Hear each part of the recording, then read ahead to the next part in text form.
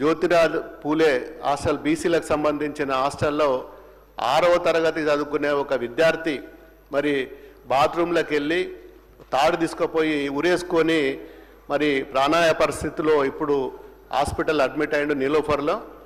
2 రోజుల నుంచి కోమాలు ఉన్నాడు అధ్యక్ష. ఈ రోజే నిన్న రాత్రి సృహలోకి వచ్చిండు. నేను నిన్న హాస్టల్కి విజిట్ చేసిన. ఏమైంది బాబు మరి ప్రిన్సిపాల్ని అడిగితే ప్రిన్సిపాల్ లేరు, ఎవరు లేరు.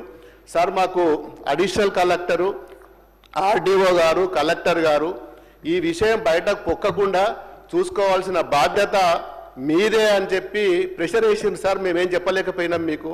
నేను ఒక ఎమ్మెల్యే, స్థానిక ఎమ్మెల్యే, దుబ్బాక పక్కన హెడ్ క్వార్టర్ పక్కనే హాస్టల్ ఉంటుంది, మా దానికి ఎందుకు రాలేదు 24 అవర్స్ వరకు అని చెప్తే మరి మాకు కలెక్టర్ ఆఫీస్ నుంచి ప్రెషర్ ఉన్నా సార్ చెప్పలేకపోయినాం అని చెప్పి సమాధానం రావడం జరిగింది. ఇప్పటి వరకు 83 మంది రాష్ట్రంలో మరి ఆత్మహత్యలు చేసుకుంటే అధ్యక్ష. మరి ఏ హాస్టల్కి పోయినా ఎక్కడ పోయినా చాలా ఘోరాతి ఘోరమైన పరిస్థితి ఉన్నది. ఫుడ్ పాయిజనింగ్ కానీ, పాము కాటు కానీ, సరి అయిన మెయింటెనెన్స్ లేక, స్టాఫ్ సరిగా రావడం లేక చాలా ఇబ్బందుల పాలవుతుండ్రు. ఇది వాస్తవం అధ్యక్ష.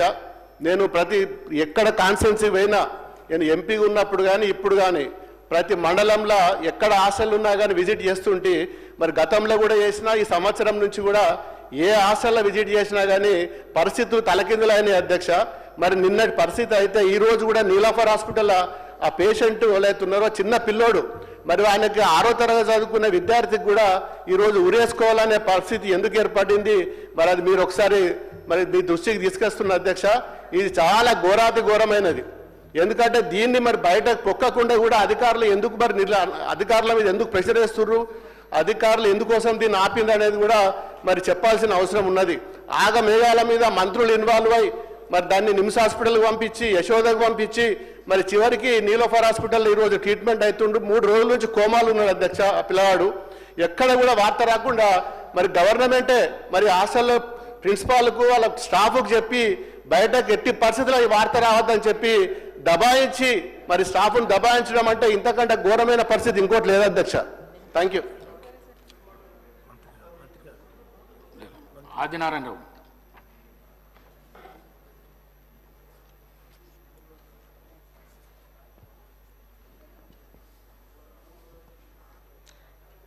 ధన్యవాదాలు అధ్యక్ష.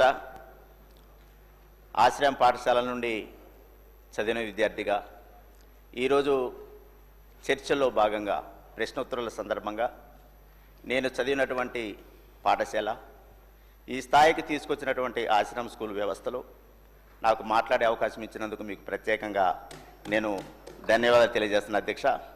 చాలా సంతోషం. ఈరోజు ఎన్నో ఏండ్ల తర్వాత ఆశ్రమ పాఠశాలలలో అదేవిధంగా వసతి గృహాలలో మరి డైట్ ఛార్జీ పెంచడం అనేది నా ఆదివాసీ గిరిజన విద్యార్థులందరూ కూడా చాలా హర్షం వ్యక్తం చేస్తూ ఉన్నారు. దానిలో భాగంగా మీరు ఒక పర్మిషన్ ఇస్తే ఒక 2 లైన్లు చిన్న పాట పాడాలనుకుంటున్నాను అధ్యక్ష.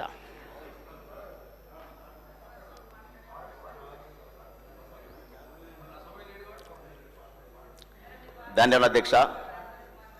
నా ఆదివాసీ గిరిజన జాతి అంతా కూడా ఆశ్రమ పాఠశాలల్ని ఒక దేవాలయంగా భావించేటటువంటి తరుణంలో ఆలయం ఆలయం దేవాలయం ఇది గిరిజన ఆశ్రమ విద్యాలయం. ఆలయం ఆలయం దేవాలయం ఇది గిరిజన ఆశ్రమ విద్యాలయం. గిరికోనలలో వెలసిన విద్యాలయం వనవాసి విద్యార్థుల జ్ఞాన జ్యోతి నిలయం. గిరికోనలలో వెలసిన విద్యాలయం వనవాసి విద్యార్థుల జ్ఞాన జ్యోతి నిలయం. ఎల్లలు లేని విద్యార్థికి కన్న తల్లి, ఎల్లలు లేని విద్యార్థికి కన్న తల్లి, కల్లలు ఎరుగని గిరిజన విద్యాలయం.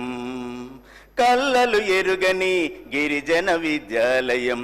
ఆలయం ఆలయం దేవాలయం ఇది గిరిజన ఆశ్రమ విద్యాలయం. ధన్యవాదాలు అధ్యక్ష. ఈ తరుణంలో నా యొక్క ఆశ్రమ స్కూల్ యొక్క పాఠశాలల నుండి విద్యార్థి లోకం కూడా ఒక చిన్న మనవి కోరుతా ఉన్నది. ఏదైతే గురుకులంలో కానీ కస్తూర్బాలో కానీ ఏదైతే ఇంటర్మీడియట్ అప్గ్రేడేషన్ చేయడం జరిగిందో, అదేవిధంగా ఎన్నో ఏండ్ల తరబడి ఆశ్రమ స్కూల్ వ్యవస్థ ఏర్పడినప్పటి నుండి కూడా ఈ రోజు వరకు కూడా ఇంటర్మీడియట్ అప్గ్రేడేషన్ కాలేదని కూడా నా ఆదివాసీ గిరిజన ప్రాంత ఆశ్రమ స్కూల్ విద్యార్థులందరూ కోరుతా ఉన్నారు. సార్, మీ ద్వారా ప్రభుత్వానికి, సీఎం గారికి ప్రత్యేకంగా ఆశ్రమ స్కూళ్లను కూడా ఇంటర్మీడియట్ అప్గ్రేడేషన్ చేయవలసిందిగా తమరి ద్వారా నేను విన్నవిస్తున్నాను అధ్యక్ష. ధన్యవాదములు. ఆదే శ్రీనివాస.